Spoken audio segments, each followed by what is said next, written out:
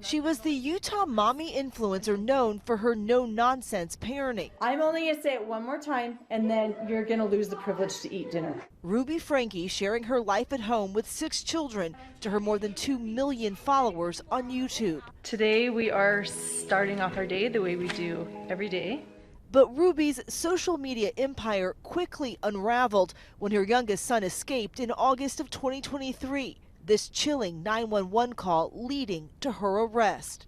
I just had a 12-year-old boy show up here at my front door asking for help.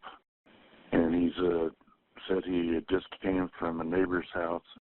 He's emaciated. He's got tape around his legs. Now, for the first time, Ruby's eldest daughter, Shari, is telling her story in a new memoir, The House of My Mother. Sometimes I'll see myself in the mirror and I'm like, oh my gosh, I look like her or I sound like her, but I don't want to be anything like her. Shari, who says she was cut off from the family when she left for college, detailing abuse she says her mother inflicted throughout her childhood. When I was younger, around 5, 6, Ruby was really physical, whether it was a slap to the lip or a slap to the cheek. When I would practice the piano, her hand would slam and it was really scary. And honestly, when she met Jody, that kind of stopped. Enter Jody Hildebrandt, a Mormon family counselor and mentor to Ruby. Could you feel the shift when Jody came into your family's life? I could, for sure. I could feel the shift. I was like, oh, Jody, I don't like her, but maybe this is one good thing that's come from it, is she's not yelling, she's not hitting us anymore. But it did become more psychological, and in a way that was more damaging to me. In 2022, Hildebrandt moved into the Franke home. The children's father, Kevin, moved out shortly after. I certainly got weird vibes from Jody and Ruby. I don't think it's normal at all that a therapist would move into her client's home. I was moving out to college and I hadn't even left the house yet, and she is in my room and in my bed. What was that relationship between the two of them? Ruby tried to be secretive about it, and so I don't know all the details, but just the vibes that I was getting was that something was strange between them. In the book, Shari writing about messages between the two she says she found on Ruby's laptop after their arrest. That confirmed for me the truth about the nature of her relationship with Jody and how it had spilled over into the physical.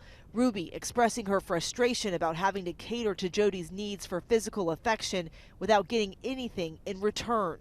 Were they romantically involved with each other? I never saw anything specific about that.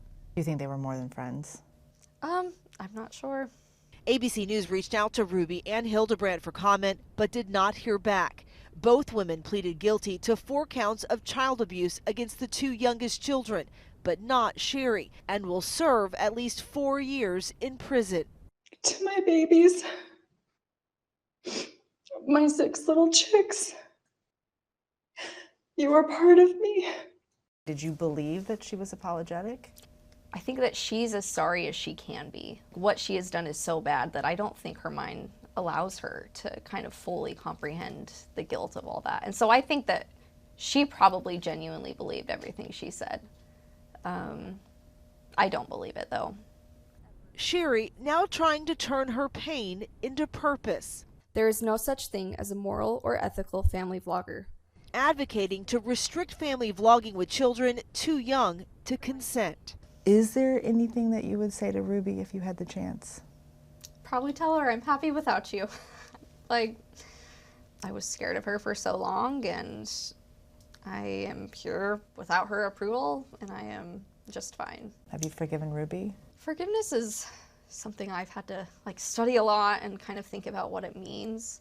But for me, forgiveness would look like not letting that consume every moment of my life and all of my thoughts. I am just trying to move on with my life and trust that things are going to work out the way they're supposed to.